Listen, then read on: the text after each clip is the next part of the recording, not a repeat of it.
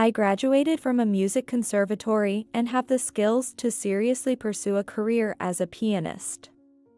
Don't compare me to amateurs like you who play just for fun. My daughter-in-law looked down on us because of her music background. My son didn't say a word in his own defense when she belittled his playing. I'm probably the only woman who would marry a loser like you. My daughter-in-law looked down on him and controlled him emotionally. My son lacked confidence and let her walk all over him. He's such a kind and charming guy, so why doesn't he divorce that awful woman?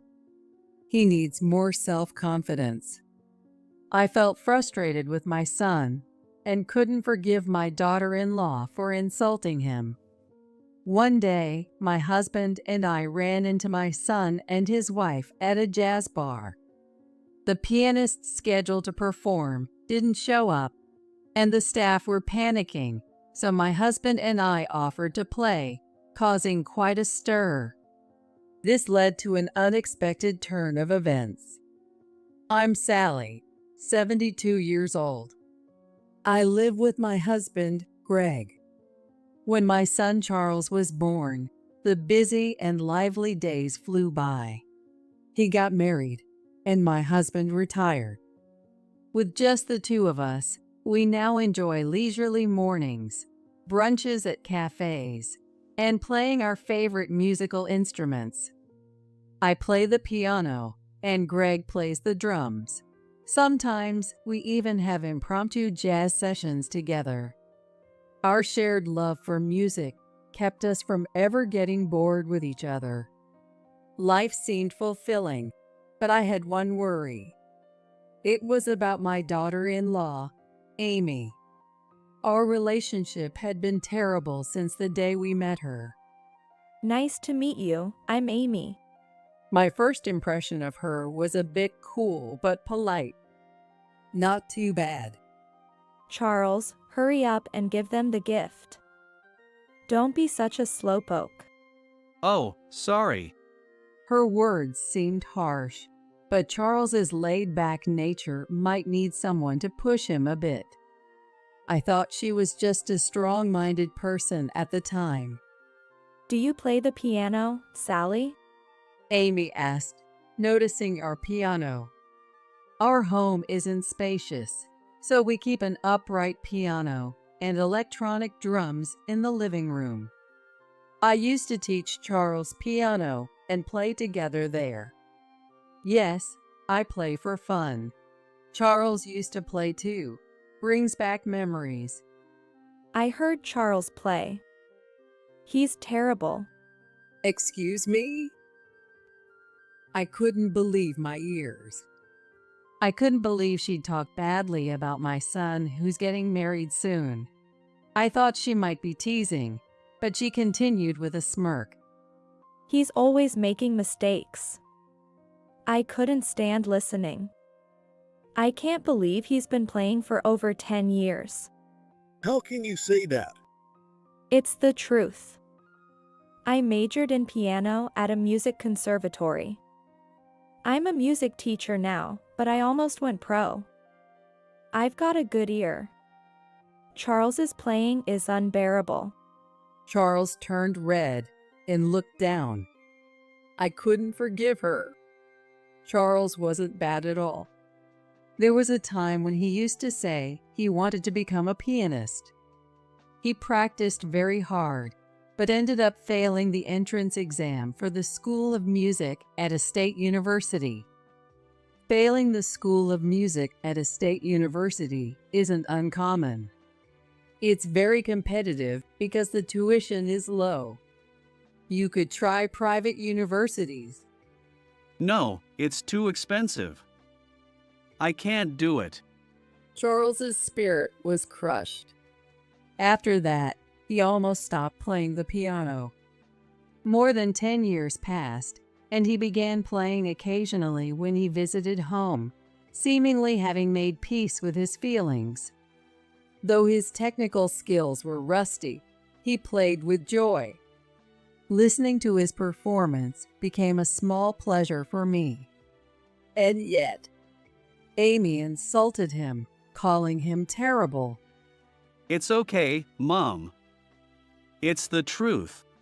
Despite your saying, Amy graduated from the School of Music at a state university I wanted to attend. Isn't that amazing? Unlike me, she's beautiful too. You understand completely. You have no musical talent. You're clumsy and should just keep quiet and earn money.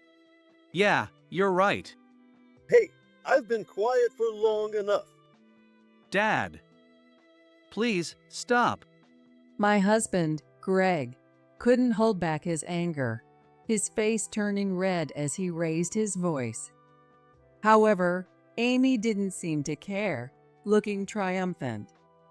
Charles desperately tried to stop Greg, who, though silent now, still looked dissatisfied.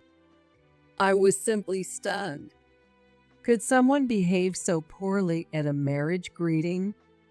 There seemed to be no love for my son. Charles, are you really going to marry Amy? Yeah. Amy is the only one who would marry someone like me. That's not true. It is true. I have no one but Amy. Charles's cry was full of pain. He had always been humble, but had he ever been this lacking in self-confidence? Amy smiled with satisfaction at Charles's words.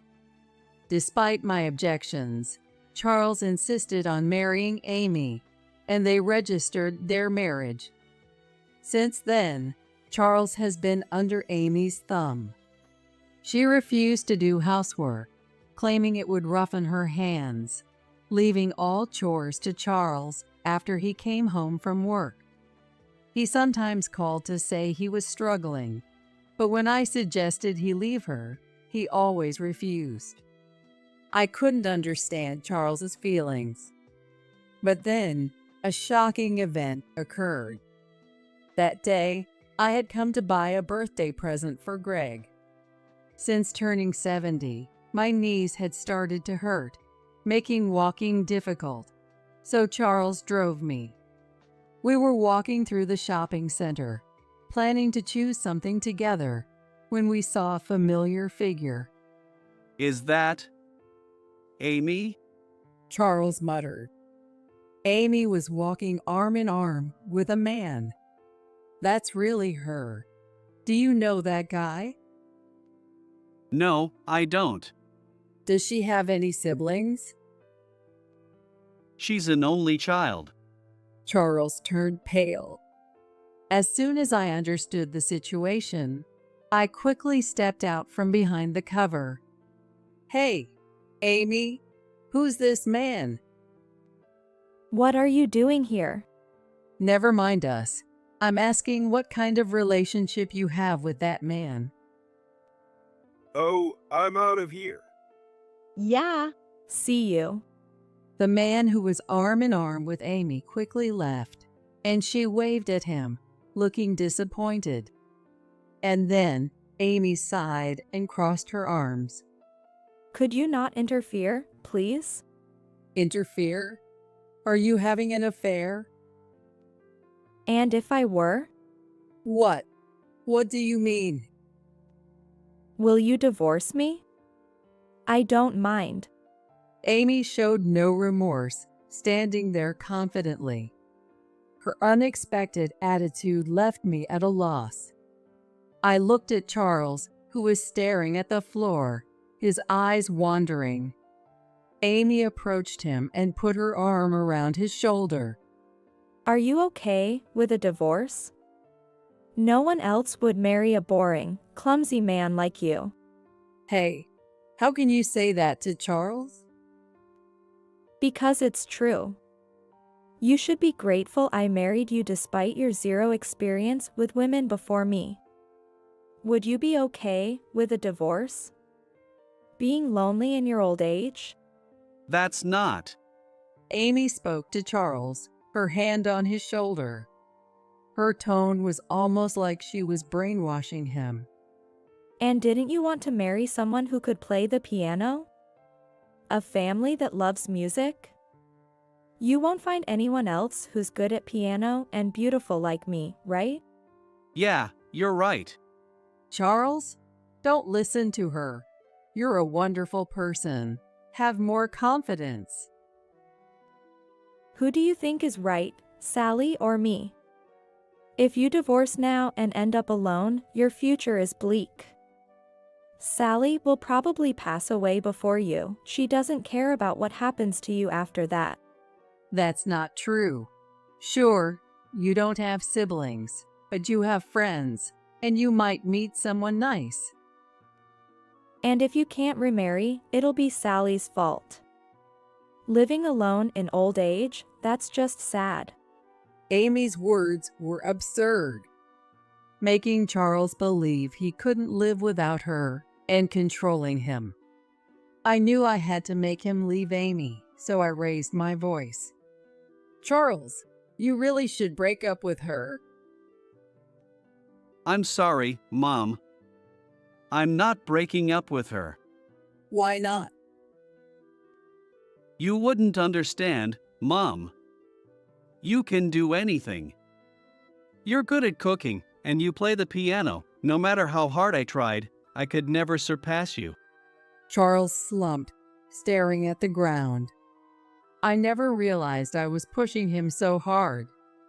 I'm not that great at cooking, and even though I kept my professional past a secret, I'm not an extraordinary person. But Charles compared himself to me and lost more and more confidence. See? Sally never noticed how hurt Charles was. I'm the only one on his side. Let's go. Wait, Charles, let's talk this through. Charles turned away, letting Amy lead him by the hand. He walked away. I stood there shocked.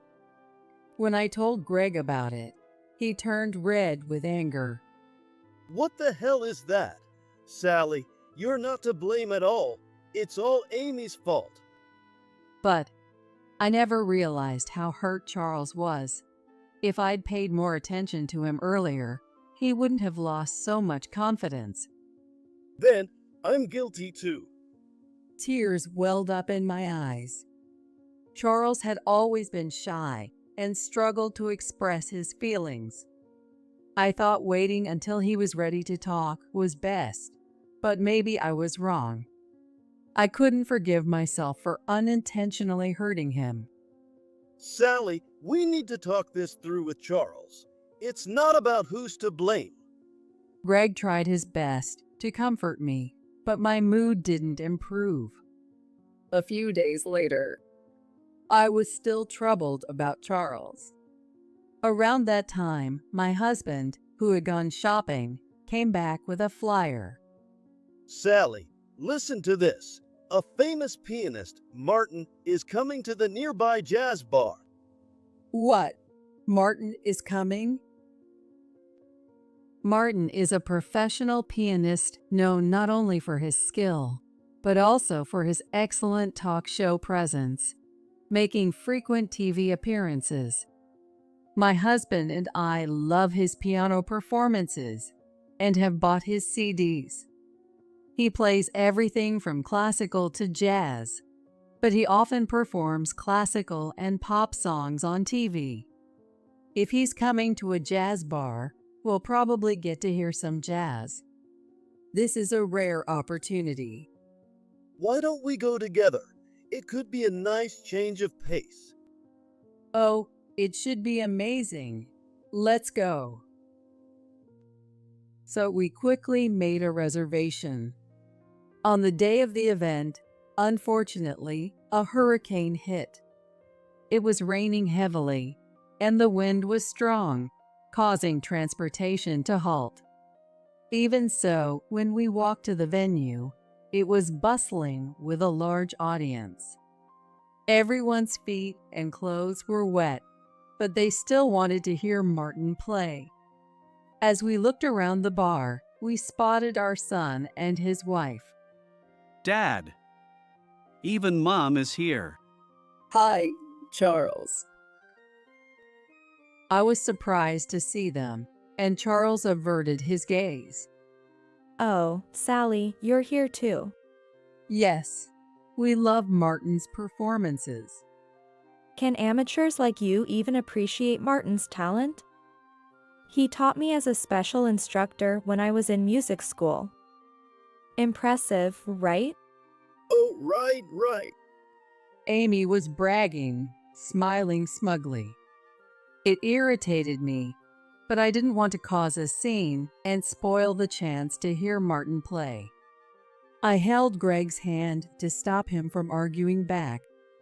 Just then, the room started to buzz. The staff seemed to be in a hurry. Then the owner took the stage and deeply apologized. We are very sorry. Due to the typhoon, Martin's arrival has been delayed.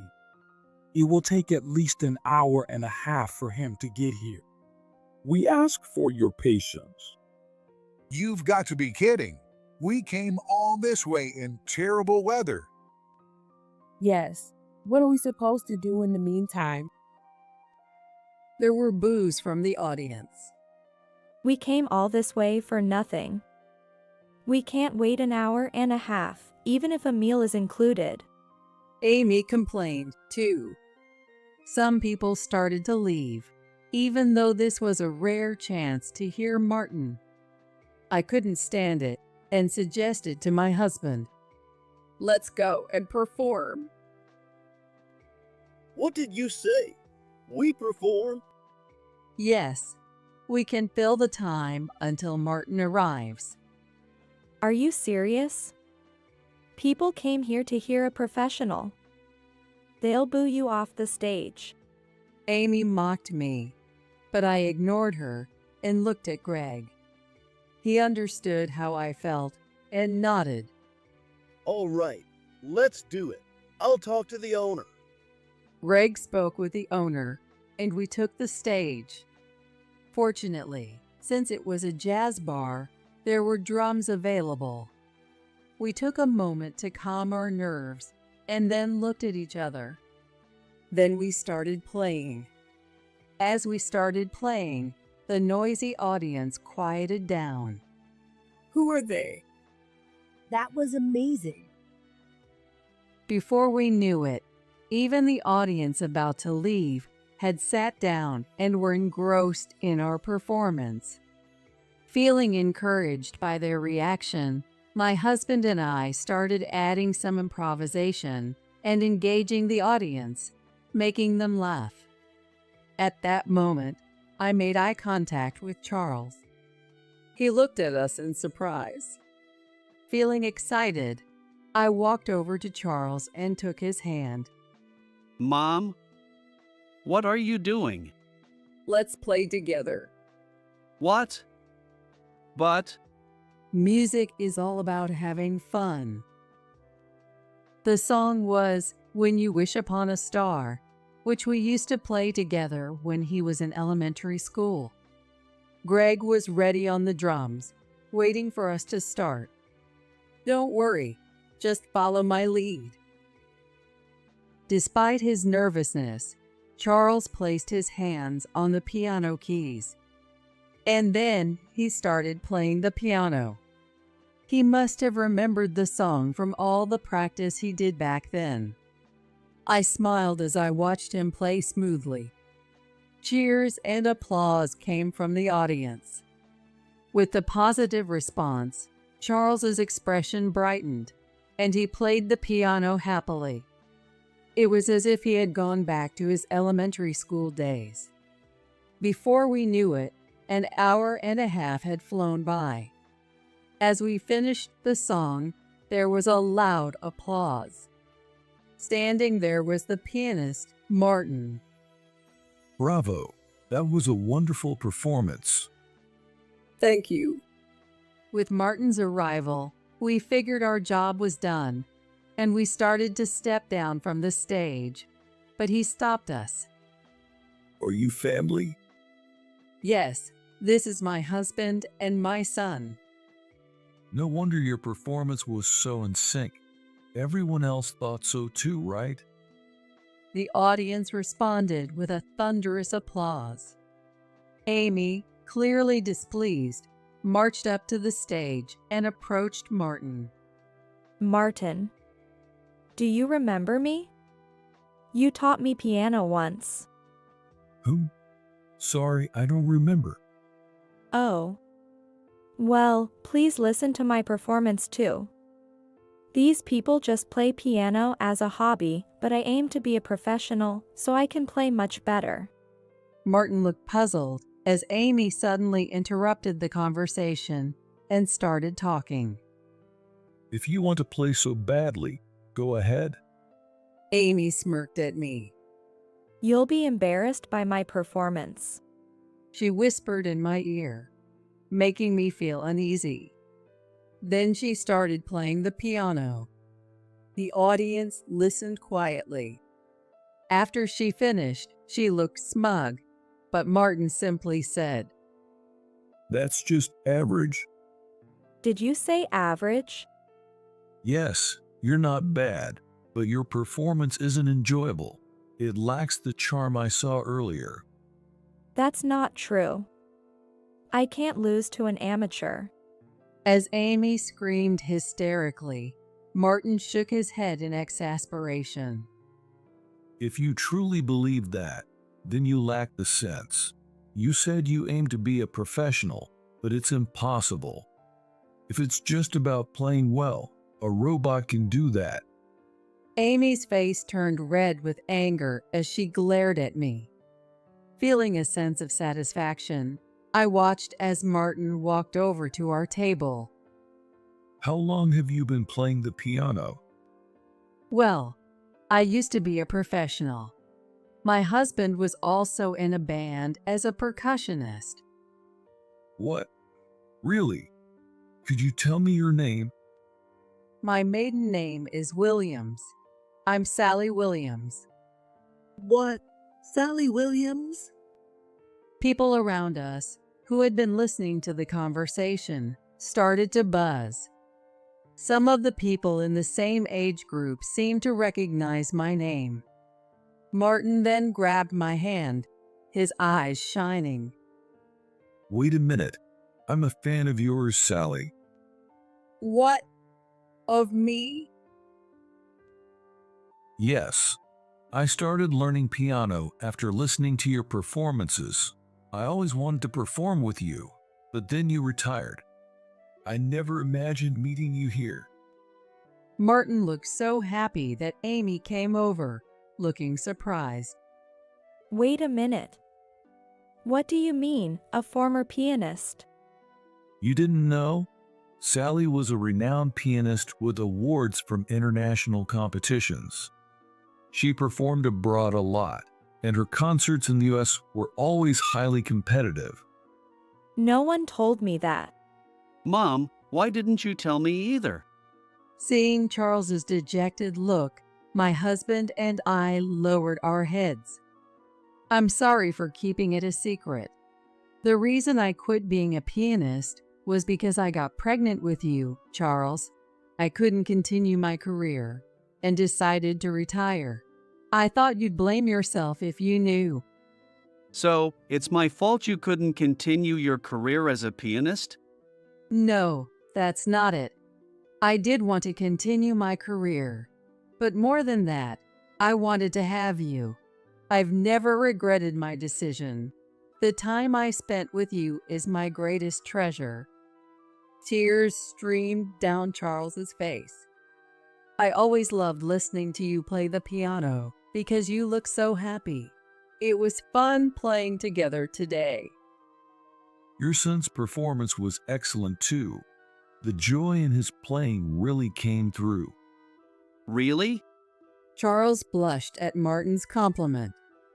Behind him, Amy was glaring at us with a face like a demon.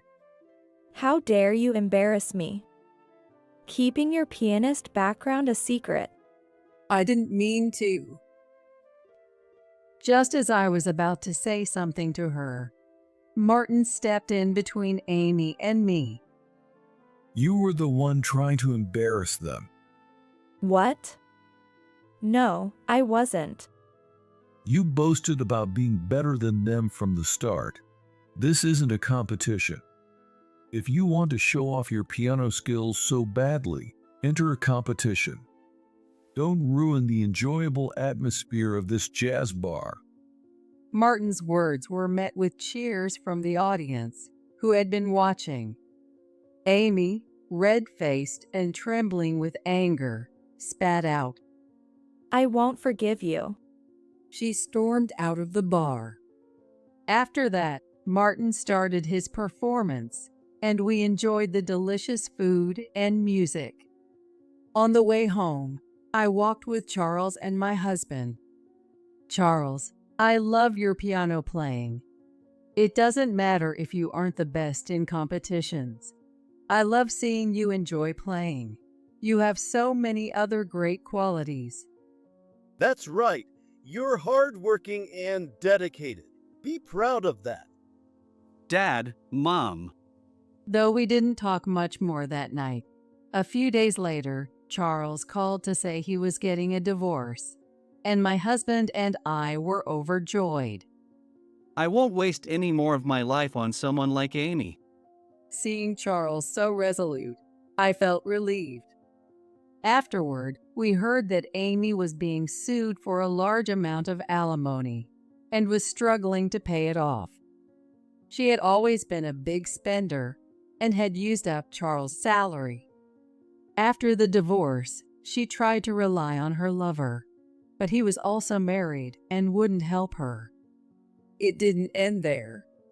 She was seen several times stalking her lover near his workplace and causing public scenes, which eventually led to her affair being exposed, and she lost her job. She then tried to start a piano school to make a living and rented an expensive soundproof room, but with no reputation or students, she only accumulated more debt. It was all her own doing. After the divorce, my son gained confidence and happily talked about going to concerts with a woman who also loves music. I was overjoyed to see such a change in him. And what made me happiest was that we started playing music together again. I'm sure there's a woman out there who will appreciate his qualities. I wholeheartedly wish for my son's happiness in the future.